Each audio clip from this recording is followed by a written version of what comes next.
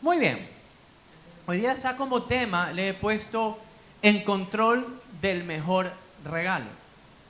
No sé si tal vez usted como papá o mamá en alguna ocasión quería regalarle algo a uno de sus hijos y esto como que se salió de control. ¿Qué quiero decir con esto? Años atrás, mi madre nos llamó y nos dijo, ¿qué me voy a llevar en esta vida? Ya los padres cuando vamos creciendo decimos eso, ¿no? ¿Qué me voy a llevar en esta vida? Quisiera irme de viaje con ustedes, con mis hijos y nietos a algún lugar. Y de hecho procedió, compró el pasaje. Bueno, hicimos toda la gestión, que la visa. Pero esto fue más o menos al final del 2019. Yo no sé quién de ustedes recuerde qué pasó en el 2020.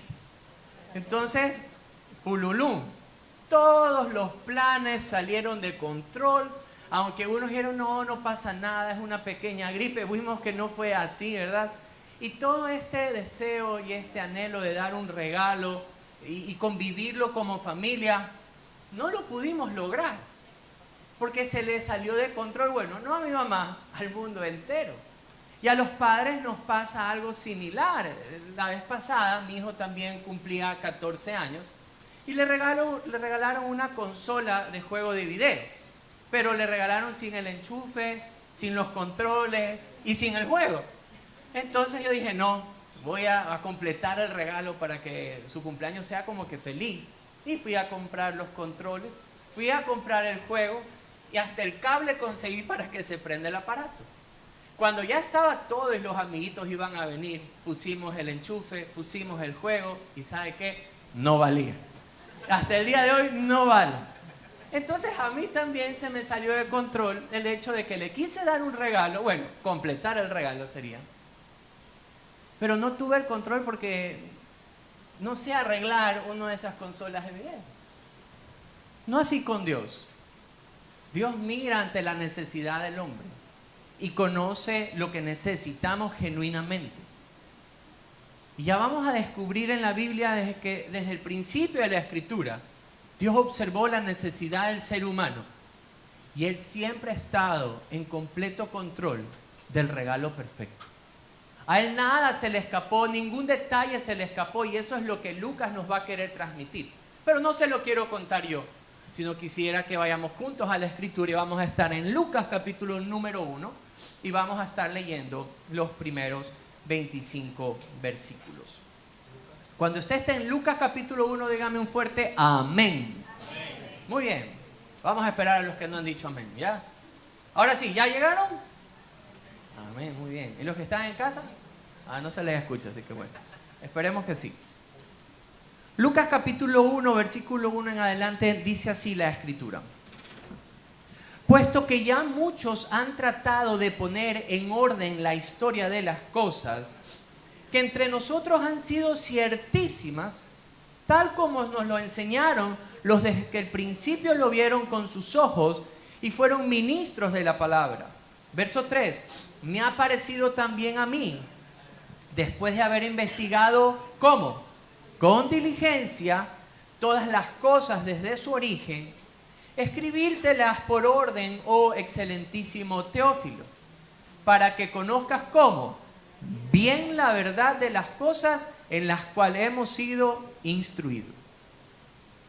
Hubo en los días de Herodes, rey de Judea, un sacerdote llamado ¿cómo? Zacarías, de la clase de Abdías. Su mujer era de las hijas de Aarón y se llamaba Elizabeth. Ambos eran justos delante de Dios y andaban irreprensibles en todos los mandamientos y ordenanzas del Señor. Pero no tenían hijos, porque Elizabeth era estéril y ambos eran ya de edad, ¿cómo?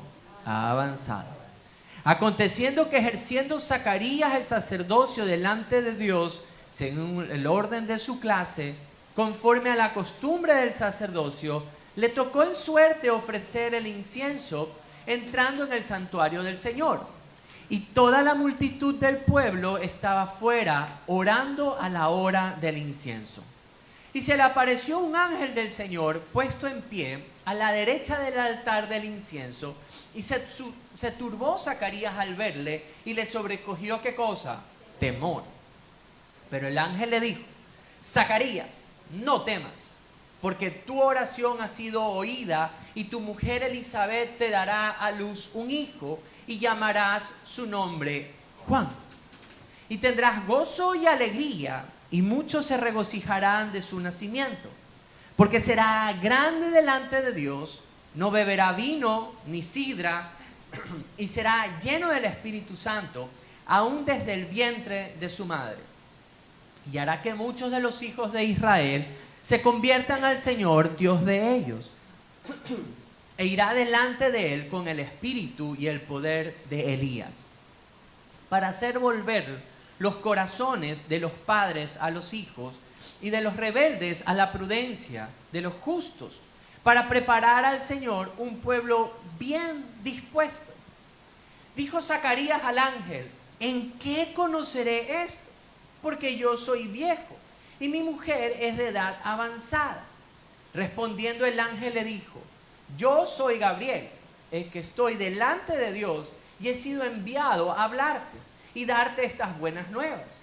Y ahora quedarás como mudo y no podrás hablar hasta el día en que esto se haga, por cuanto no creísteis mis palabras, las cuales se cumplirán a su tiempo. Y el pueblo estaba esperando a Zacarías y se extrañaba de que él se demorase en el santuario. Pero cuando salió, no les podía hablar. Y comprendieron que había visto visión en el santuario. Él les hablaba por señas y permaneció como mudo. Y cumplidos los días de su ministerio, se fue a su casa.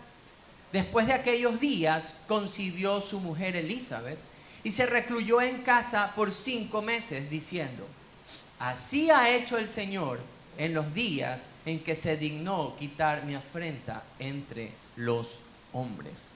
Muy bien, entonces Lucas tiene un propósito en su escrito.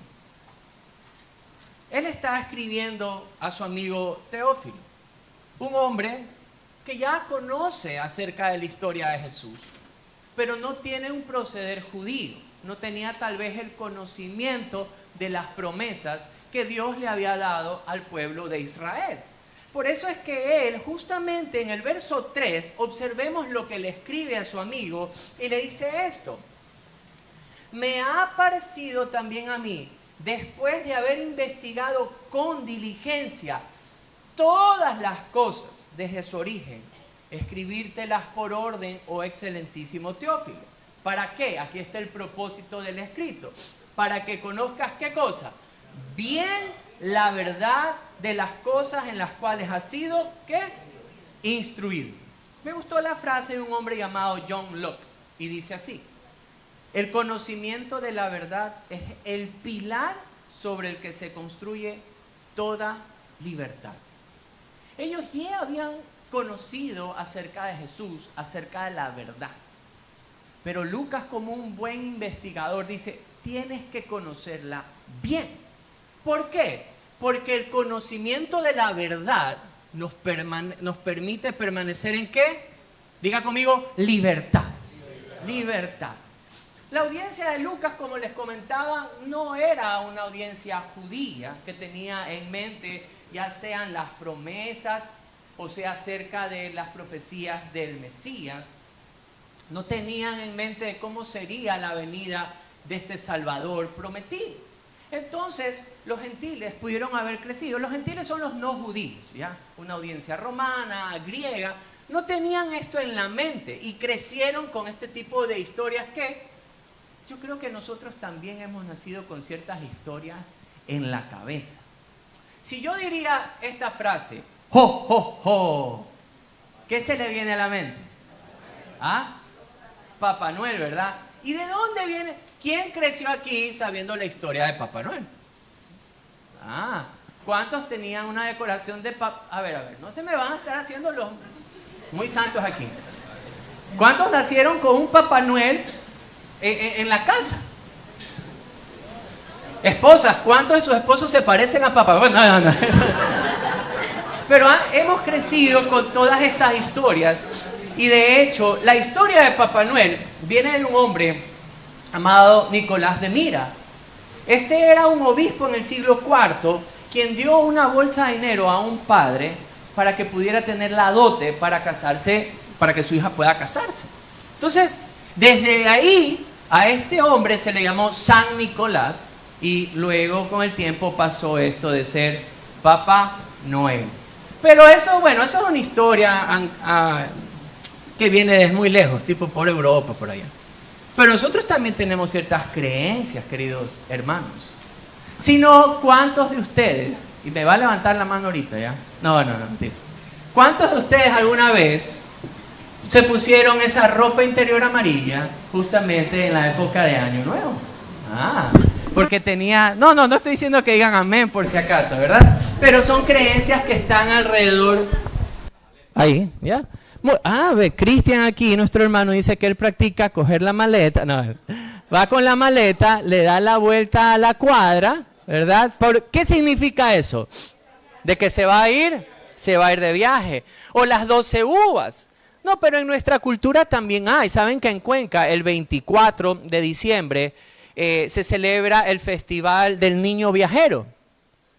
Es una pequeña estatuita de Jesús, del niño Jesús, que más o menos en la época del 1960, un arzobispo la lleva y se fue a Roma, se fue a Israel, bueno, se fue a ciertas partes y regresó a Ecuador. Entonces una de las feligreses decía, miren, ahí viene el niño viajero. Y desde ahí en adelante, en Cuenca, el 24 de diciembre, hay una procesión donde se lleva una pequeña estatua y le dicen la procesión del niño viajero. Entonces, todo esto está en la mente de cualquiera de nosotros, especialmente de los ecuatorianos, y no es así diferente también la audiencia de Lucas, una audiencia no judía que no tenía en mente las promesas del Mesías, del Salvador, y por eso la importancia, diga conmigo esto, conocer bien la historia de Jesús.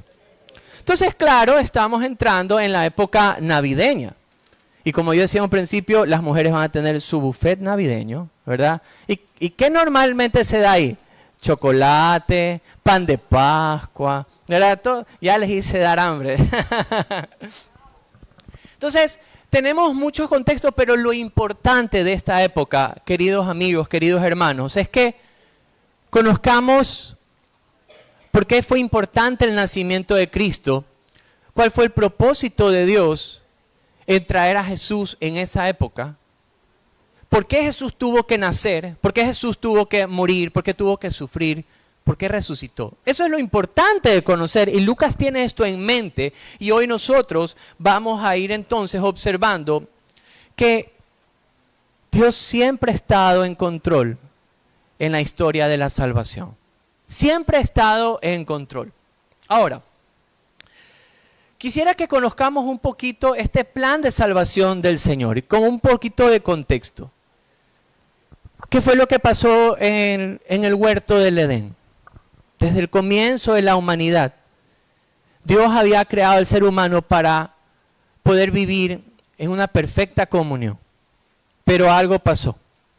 El ser humano deliberadamente decide desobedecer un mandato de Dios. A eso se le llama pecado. Y fue el pecado lo que trajo la muerte, tanto física como espiritual al hombre. Una separación del hombre con Dios. Pero Dios en su gran amor, conociendo todo esto, tiene un plan. ¿Para qué? Para traer al hombre nuevamente a una relación personal y genuina con Él.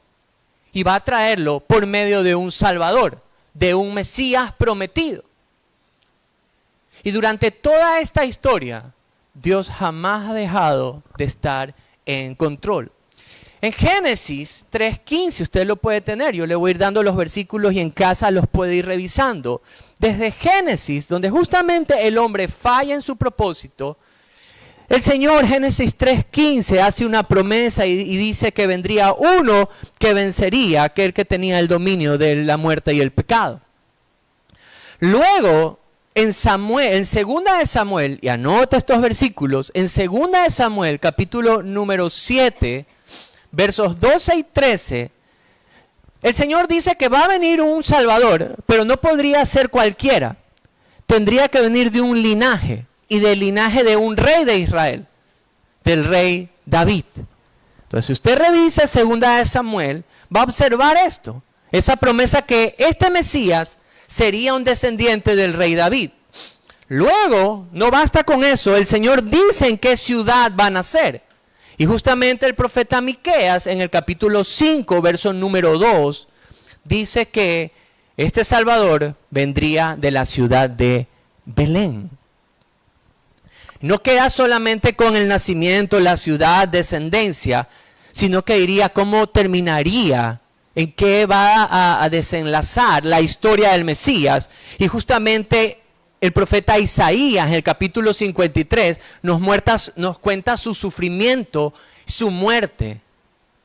La Escritura nos da a través de los profetas que no quedaría en muerte, sino que aún justamente en uno de los salmos, David dice que su alma no dejaría ser o caída en el Seol, no iba a quedar en muerte, sino que iba a resucitar. Dios desde el principio empieza a contar toda la historia del Mesías, pero Lucas en esta ocasión se va a enfocar en algo principal. Él va a citar, y ya lo vamos a leer nosotros, al profeta Malaquías, justamente en el último capítulo. Y este profeta es interesante, porque este profeta es el último que va a hablar acerca de la promesa de este Mesías, que también sería juez, pero que antes de que él venga, de que venga el Mesías, iba a enviar a alguien previamente. Entonces acompáñenme ahora sí, vean un ratito conmigo a Malaquías, capítulo número 4. En Malaquías, capítulo número 4, vamos a leer juntos. Este es el último libro del Antiguo Testamento. Malaquías, capítulo 4, y el último capítulo, y los últimos versículos. ¿Llegó? Dígame amén. Muy bien. Malaquías 4 dice lo siguiente, versos 5 y 6. He aquí, yo os envío el profeta Isaías. Elías, si están atendiendo, ¿sí ven? Muy bien. He aquí, yo os envío el profeta Elías, antes que venga el día de Jehová, grande y terrible. Verso 6. Él hará volver el corazón de los padres hacia los hijos, y el corazón de los hijos hacia los padres, no sea que yo venga y hiera la tierra con maldición. Es interesante porque cuando nosotros ya regresamos a Lucas, es justamente lo que el ángel le empieza a hablar a Zacarías. ¿Cómo empieza la historia? ¿Qué empieza diciendo? Nos da un poco del contexto de quién era Zacarías, de quién era Elizabeth. Y nos muestra que Elizabeth no puede tener hijos. Y este hombre, conforme a la suerte, o sea, al sorteo que tenían que hacer entre los sacerdotes para ir a presentar, en este caso, el incienso delante de Dios, le toca a Zacarías entrar. Y se encuentra ¿con quién? Con un ángel. Y el ángel le habla. Y le está hablando no solamente acerca de su oración respondida, sino que él está citando las palabras del profeta Malaquías.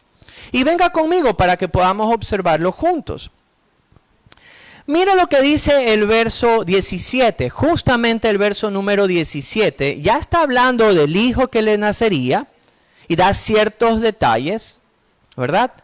Pero quiero concentrarme justamente en el versículo número 16. 16 y 17. Y mira lo que iba a hacer este niño prometido. Y hará que muchos de los hijos de Israel se conviertan ¿a quién? Al Señor Dios de ellos. E irá delante de él con el espíritu y el poder ¿de quién? De Elías, para hacerlos volver los corazones de los padres a los hijos y de los rebeldes a la prudencia de los justos, para preparar al Señor un pueblo bien dispuesto. ¡Wow! Exactamente las mismas palabras que Malaquías 400 años antes había dicho. El Señor está mostrando entonces que es verdad, desde Génesis, vendría un Salvador, nacería en esta ciudad, vendría de este linaje, va a morir, pero va a resucitar. pero no solamente para ponerla más difícil para el ser humano, porque para nosotros tratar de llevar un plan a cabo se nos complica todo. No para con Dios. Inclusive Él llega a decir, antes que llegue el Mesías, voy a traer a otro que va a preparar el corazón del pueblo que va a escuchar y ver ¿a quién? Al Mesías. Y esto nos demuestra algo, que Dios es soberano sobre el plan de salvación. Que Dios está en pleno control sobre el mejor regalo que Dios ha otorgado al ser humano, que es la salvación por medio de Cristo Jesús. Miren, ¿por qué decimos que es soberanía de Dios? Porque el plan de salvación, queridos amigos, no es un chiripazo. Cuando yo pienso en chiripazo, a veces pienso en los jugadores de fútbol, no sé por qué. Es que ahora con mi hijo, como a él le gusta el fútbol, me comparte mucho. Y pienso a veces en, bueno, aquí no entremos en cuestiones, a mí me gusta más este jugador acá, pero pienso a veces en el Ener Valencia. Y cuando va a tirar un penal específicamente, o mete un gol, a veces uno dice de chiripazo le salió de ese. Aunque no, sí es bueno. Ener, si escuchas algún día esto, sí eres buen jugador, estamos orando por ti. No es de chiripazo, no es que el humano cae en pecado, se separa por Dios y Dios dice, bueno, ¿qué voy a hacer? Y lanza un vaso y se cae y dice, uy, salió todo el plan de salvación. No es de chiripazo y no es nada improvisado. No es que Dios no es como nosotros. Nosotros muchas veces improvisamos en tantas cosas. Yo esta semana, orarán por mí, ¿no? Estaba viendo el MasterChef. Y a un equipo le dan unos ingredientes, eran 4 ingredientes. Algunos dirán, sí, me vi ese capítulo. ¿Qué hacía viendo en vez de orar? No, lo mismo es para mí. Entonces le dan, y estos señores preparan algo, ¿verdad? Lo meten al horno, se les quema, luego que sacan del horno y se les quema, preparan otra cosa. Empezaron a improvisar. No largo el cuento, terminaron haciendo una tortilla de huevo con piña. O sea, y ellos dijeron, es que nos empezó a pasar, teníamos este plan, se nos quemó, esto estaba crudo, bueno, les pasó de todo. Y tuvimos que improvisar. El ser humano es así. Si ve que yo veo MasterChef para dar los ejemplos, Tomás. Entonces, el ser humano es así. Algo pasa y el ser humano trata de improvisar. Pero con Dios no. Nada en Dios es algo improvisado. El plan de salvación ha sido planificado y en total control de Dios desde siempre y para siempre. ¿Por qué decimos esto? ¿Por qué la información de Lucas es relevante? El texto nos va a mostrar lo siguiente. Porque Dios está en control a pesar de la debilidad del hombre. Y Dios está en control a pesar de la incredulidad del hombre. Entonces, vamos a ver a través del texto de Lucas que Dios ha estado siempre en control, a pesar de la debilidad del hombre. ¿Dónde lo vemos? Observemos algo en Lucas 1. Volvamos a ver los personajes de Lucas. ¿Quiénes son los que aparecen aquí? Capítulo 1, verso 5 dice, hubo en los días de Herodes, rey de Judea, un sacerdote llamado ¿cómo? Zacarías, de la clase de Abdías. Su mujer era de las hijas de Aarón y se llamaba Elizabeth. Y miren el verso 6, porque esto habla mucho de ellos. Dice, ambos eran justos delante de Dios y andaban ¿cómo? Irreprensibles en todos los mandamientos y ordenanzas del Señor. ¿Qué clase de personas eran ellos dos? Según el texto. Eran piadosos. Personas que, conforme a la palabra de Dios, la obedecían, la vivían. Era alguien que usted tal vez veía y decía, esa es una pareja de Dios. Y ya han pasado tantos años y están juntos, por ejemplo. ¡Qué bonito! Tal vez ellos llegaban a la iglesia y decían, wow, yo quisiera tal vez llegar a ser como esa pareja. Porque emanaban eso. El amor de Dios. La pureza de Dios. Dios está dando un buen testimonio de ellos. Pero hay algo interesante en el verso 7. ¿Qué dice el verso 7? Pero no tenían hijos. Esto era un peso cultural en la época. No solamente, bueno, en la época bíblica, es un peso cultural sobre la mujer. Habían tantas creencias detrás de esto, de que podía ser un castigo de Dios o que habían pecado en alguna u otra manera. Era un peso cultural. Pero Dios, a través de toda la historia de la Biblia, siempre muestra que está en control. Si no, regresemos a la historia de Abraham y Sara, por ejemplo. Exactamente, algo muy similar. La esterilidad de Sara. No podía tener, pero Dios les concede a su hijo Isaac. Y luego se acuerdan ustedes de la historia de Ana. ¿Cuántos se acuerdan en Primera de Samuel? Observamos, es algo muy similar. Pero Dios puso en el vientre de Ana a este último juez de Israel. Y vaya juez que fue. Fue un hombre de Dios. Entonces, el Señor siempre ha estado en control a pesar de que el ser humano de alguna u otra manera se muestre bien. Queridos amigos, nuestra justicia jamás nos va a alcanzar. Ante la imposibilidad del hombre, ante la debilidad del hombre, nada detendría el plan de salvación de Dios. Ni siquiera la esterilidad de Elizabeth. Porque si Dios había planificado, por ejemplo, y dijo, a ver, yo voy a escoger a Zacarías y a Elizabeth para que en el vientre de Elizabeth venga este profeta con el poder de Elías, que llamaría al corazón de Israel al arrepentimiento.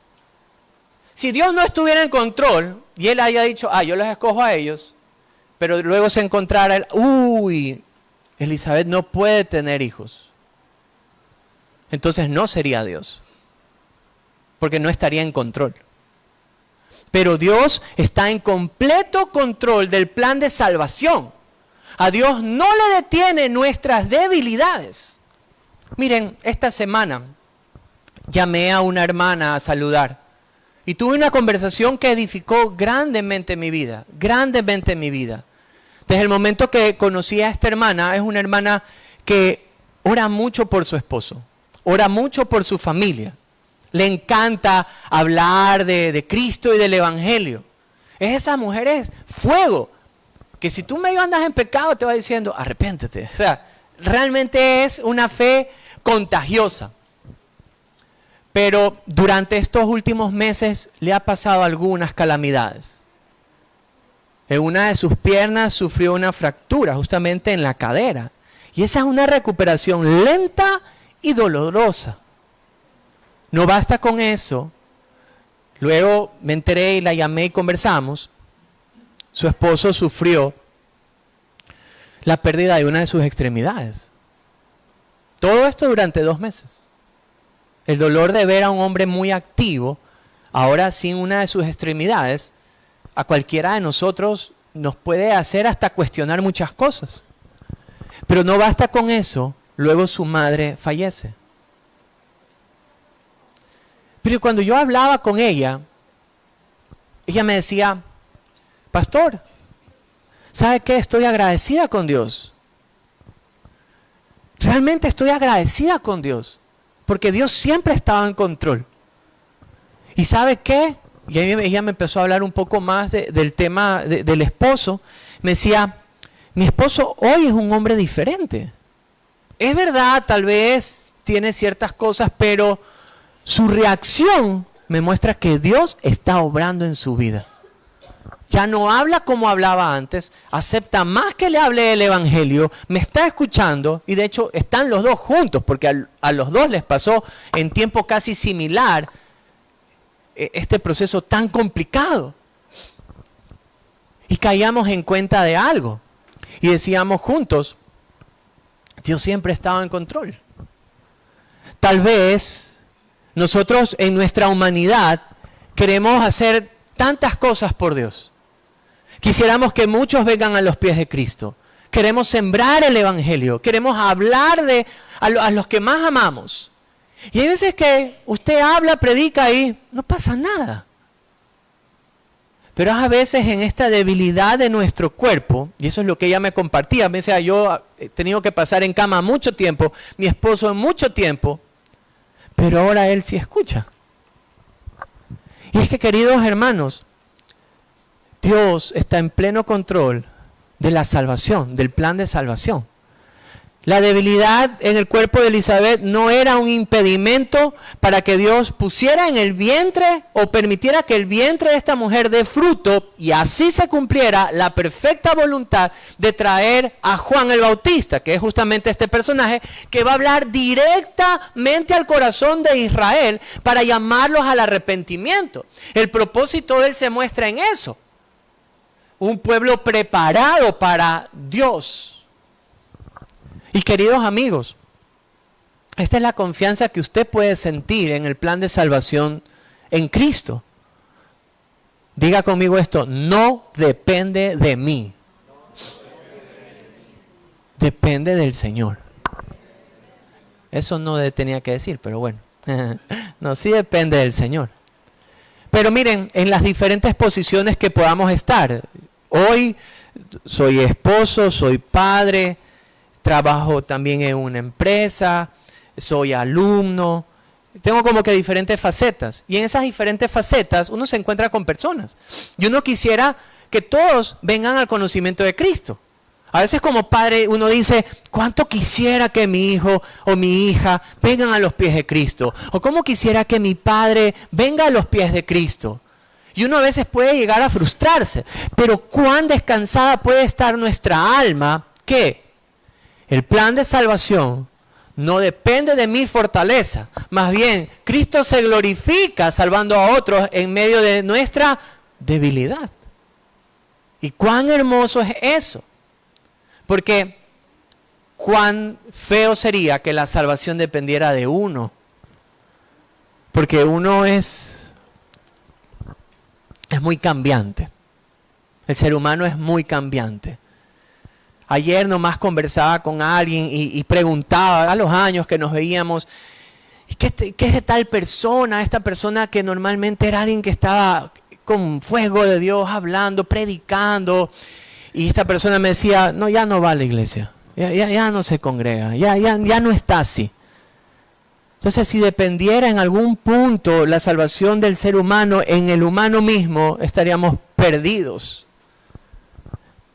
¿Cómo no dar gracias a Dios que Él está en control del perfecto regalo de la salvación? Amén. Muy bien, entonces Dios está en control a pesar de la debilidad del hombre. Pero Dios también está en control a pesar de la incredulidad del hombre. Porque son las dos facetas que observamos. A Elizabeth, pero Elizabeth no estaba sola. ¿Estaba quién? Diga conmigo, el mudo. Es que Zacarías quedó mudo, ¿ya? Y este mudo, no es que en la sierra, yo creo que por eso es que es Zacarías, ¿verdad? En la sierra, especialmente mi familia es de Cuenca. Entonces para mí esto de mudo es coloquial y es algo conocido, ¿verdad? Porque cuando alguien es un poco torpe en la sierra, normalmente no te dicen tonto, te dicen mudo. Así, con ese tonito, sos mudo. Ya. Entonces, Zacarías va por ese lado, ¿verdad? Y miren lo incrédulo de este hombre. Y venga conmigo nuevamente al texto, desde el versículo número 8. Y nos va a mostrar un poquito de que Dios sigue en control a pesar de la incredulidad de Zacarías. Verso 8 dice así: aconteció que ejerciendo Zacarías, ¿qué cosa? El sacerdocio delante de Dios, según el orden de su clase, conforme a la costumbre del sacerdocio, le tocó en suerte ofrecer el incienso, entrando en el santuario del Señor. Y toda la multitud del pueblo estaba fuera, orando a la hora del incienso. Miren esto es interesante. Y se le aparece un ángel del Señor, puesto en pie a la derecha del altar del incienso. Reacción normal, verso 12. Y se turbó Zacarías al verle, y le sobrecogió, ¿qué cosa? Temor. Pero el ángel le dijo: Zacarías, no temas. Y aquí viene algo importante, porque tu oración ha sido, ¿qué? Oída. Y tu mujer Elizabeth te dará a luz un hijo, y le llamarás a su nombre Juan. A ver, pongamos en contexto. Entra Zacarías, presenta el tiempo del incienso, ¿Y qué se encuentra? Un ángel no ha de ser alguien, no sé, pues ha de ser un altísimo, resplandeciente. Y encontrarte a alguien allá adentro ya nomás es como que, wow. Y el ángel le habla. ¿Y qué es lo que le dice? Claro, no temas, ¿verdad? Está bien, primero, me ganaron. Después, no temas. ¿Qué es lo segundo que le dice? Tu oración ha sido oída. Y luego le dice, tu esposa te va a dar un hijo. ¿Qué haría usted, querido hermano? Yo brinco, corro, salto, ¿verdad? Porque Dios, y ahí hay una aplicación hermosa. Si usted ha estado orando al Señor, sus oraciones no es que son levantadas al viento y se esparcen y se van. Me encanta saber que en la oración Dios escucha. Y este hombre que está sirviéndole al Señor ha estado pidiendo por esto, ha estado orando a pesar del tiempo. Ya eran avanzados en edad, pero él estaba orando por un hijo. Y Dios le escucha y Dios le responde. Y no solamente que le responde, sino vaya respuesta que le da. Mire cómo iba a ser el hijo. Dice el verso número 14. Y tendrás gozo y alegría. Y muchos se regocijarán de su nacimiento, porque será grande delante de Dios. No beberá vino ni sidra, y será lleno del Espíritu Santo aún desde el vientre de su madre. Verso 16, y hará que muchos de los hijos de Israel se conviertan al Señor, Dios de ellos. E irá delante de él con el espíritu y el poder de Elías para hacer volver los corazones de los padres a los hijos, de los rebeldes a la prudencia de los justos, para preparar al Señor un pueblo bien dispuesto. Ahí sí vale decir qué joya de hijo, en el buen sentido. Es que aquí en el contexto ecuatoriano decimos qué joya a aquellos que no son tan joyas. Pero este sí es una belleza de hijo. Imagínense todo lo que dice, va a ser gozo y alegría. Queridos amigos, es que a veces nosotros como hijos no llegamos a ser gozo y alegría de los padres. Y eso hay que tener en cuenta. Podemos llegar a ser una desgracia de hijos. Una de las cosas que más me arrepiento como ser humano es un día haber hecho llorar a mi madre por mi comportamiento. Nunca lo olvido. 5º curso, profesora de lengua. Y yo entro y mi madre y mi hermana sentadas ahí y entro y mi madre llorando por mi culpa. No era el caso de... Una de las preocupaciones de los padres es que nuestros hijos salgan buenos hijos. Y los hijos a veces no podemos ser buenos hijos, pero no era el caso de Juan o de Zacarías de recibir a Juan. Su hijo le iba a traer gozo y alegría, iba a ser grande delante de Dios. Miren esto. No iba a beber vino ni sidra, iba a ser un hombre consagrado a Dios. Desde el vientre de la madre, el Espíritu Santo iba a estar con él. Iba a estar en el poder de Elías, llamando al arrepentimiento a la gente.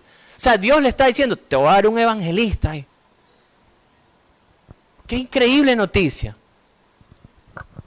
Pero ¿qué le pasó? Verso 18. Ahí está el mudo. Verso 18 dice, dijo Zacarías al ángel, ¿en qué conoceré esto? Válgame Dios, está un ángel delante de él. No sé si estaban las alas, todo, pero estaba el ángel delante de él. ¿Qué otra señal quisiera si un ángel del mismo cielo desciende, le habla, le dice? ¿Qué haría usted? Este hombre le dice, ¿en qué conoceré esto? Porque ¿en qué se estaba fijando él en este punto? Porque yo soy viejo y mi mujer es de edad avanzada. ¡Wow! ¿Qué le pasó? Verso 19, el ángel tranquilito le dice, yo soy Gabriel, que estoy delante de Dios, he sido enviado a hablarte y darte estas buenas nuevas, pero ahora quedarás, diga conmigo, mudo, mudo.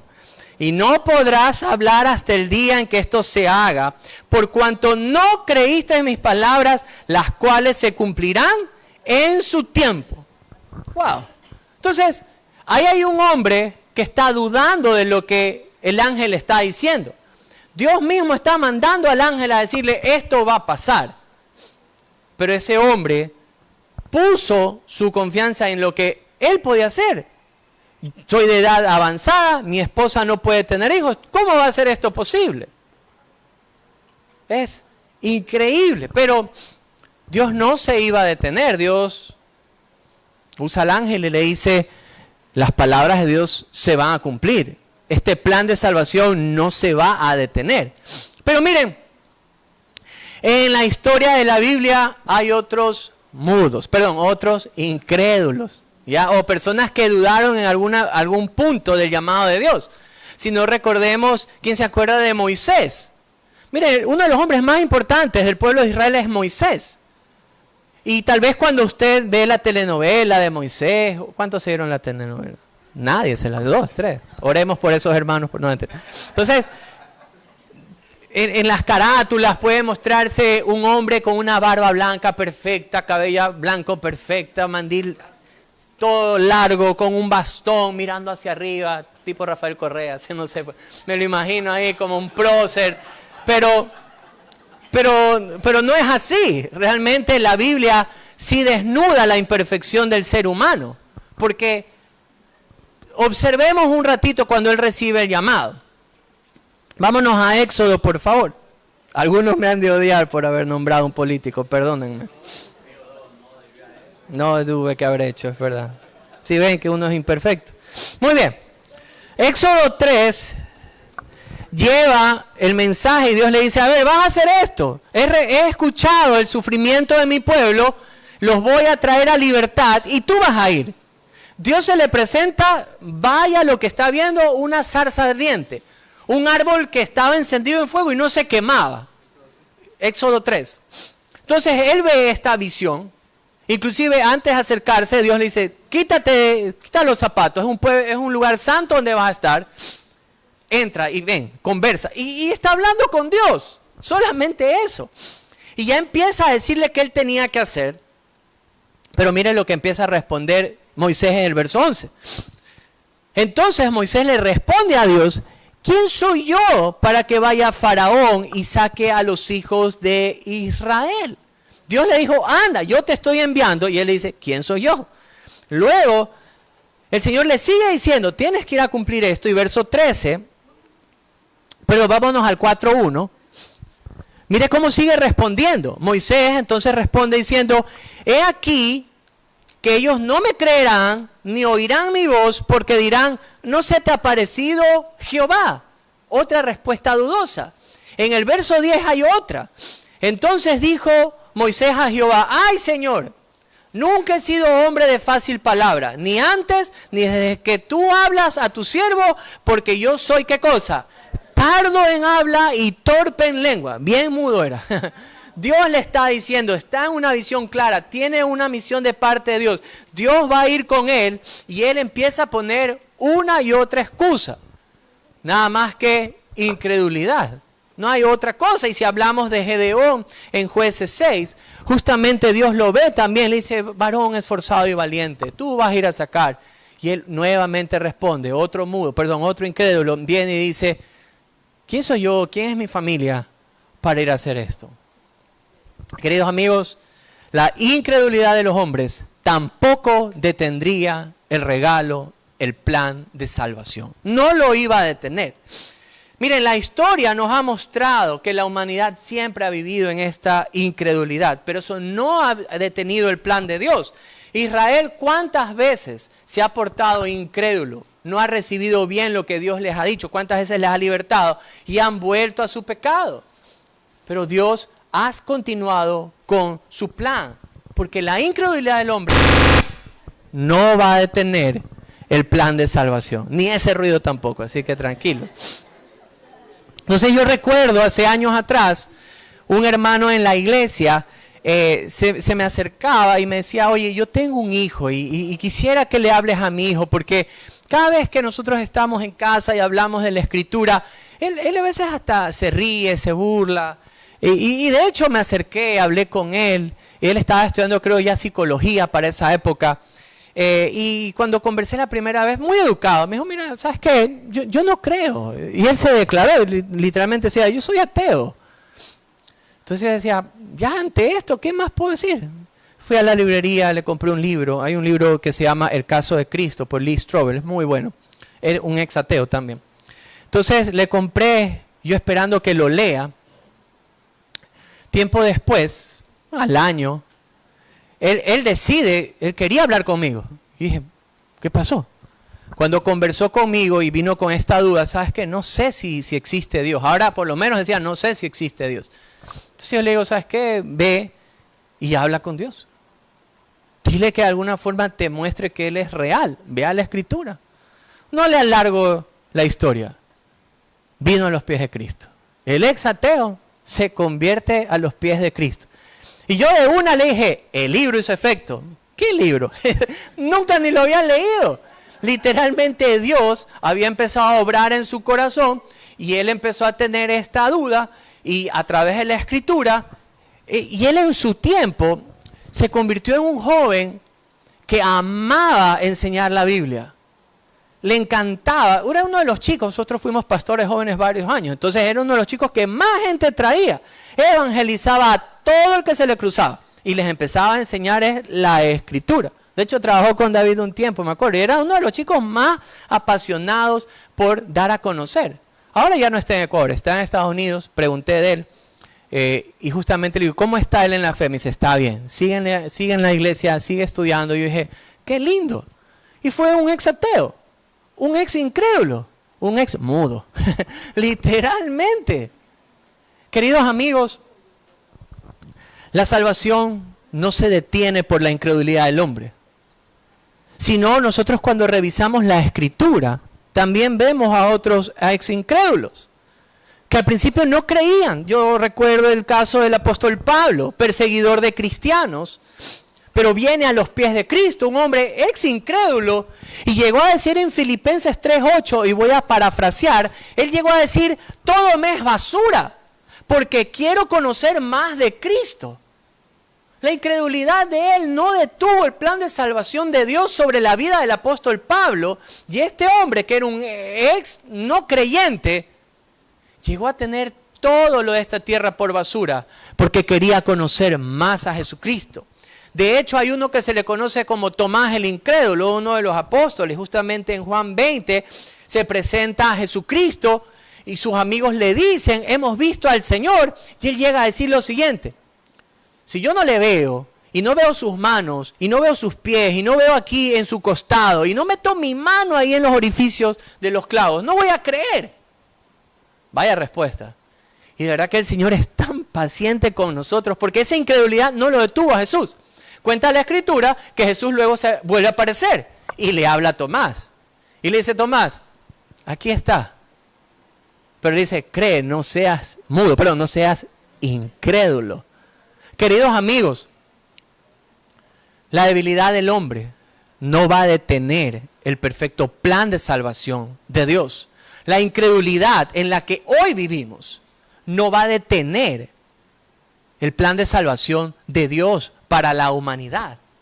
Dios nos ha estado mostrando que a pesar de que estos hombres estuvieron en incredulidad, estuvieron en debilidad, Él no ha detenido su plan. En conclusión, Lucas quiere que nosotros conozcamos bien esta verdad. Ahora que estamos entrando en esta época navideña, es la perfecta oportunidad para que nuestros más cercanos puedan conocer bien de qué se trata el nacimiento de Jesucristo. ¿Cuál es esta verdad? ¿Qué es lo que tenemos que dar a conocer? Que Dios ha tenido un plan. Y que este plan siempre ha estado en perfecto control de Dios. Que este plan no es un chiripazo, no es casualidad, no es improvisado. Dios está en control. A pesar de la debilidad del hombre, esto no detiene el plan de Dios. A pesar de la incredulidad del hombre, esto no detiene el plan de Dios. Queridos amigos, tal vez si no tienes aún una relación personal con Cristo, tú puedes pensar que tu debilidad te ha alejado más de Dios, que debes de ser tal vez moralmente más fuerte para entrar en una relación con Dios. O que tal vez tus fortalezas son las que te hacen aceptables delante de Dios. Ahí no está la esperanza. No está en tu fortaleza, no está en quién eres. Ni siquiera si te quieres portar bien, te alcanza para la salvación de Dios. La esperanza está es que a pesar de tus debilidades, Cristo ha continuado con ese plan de rescate. Que a pesar de tus debilidades, Jesucristo vino a esta tierra, decidió dar su vida en una cruz para pagar por tus pecados. Que a pesar de tus debilidades, no ha habido nada en esta tierra que lo ha detenido para entregarte salvación y vida eterna hoy. Humilla tu corazón. Decide creer en Cristo Jesús como tu único Señor y como tu único Salvador. Y tal vez si en cambio tú tienes un tiempo ya con el Señor y te ha frustrado el tema de que, nadie se convierte. Queridos amigos, el plan de salvación no depende de sus fuerzas, de lo que hagamos, de nuestra planificación, no. Depende al 100% de Dios. Por eso quiero animarlos más bien a no claudicar, porque a su tiempo segarán. Padres, si están sembrando el evangelio en sus hijos, no se detengan. Si están orando por sus esposos, por sus esposas, no se detengan. Si están orando o trabajando por sus familias, no se detengan. Por sus amigos, no se detengan. Jamás se detengan, porque el plan de salvación no depende del ser humano, sino depende de Dios. Muy bien, vamos a orar.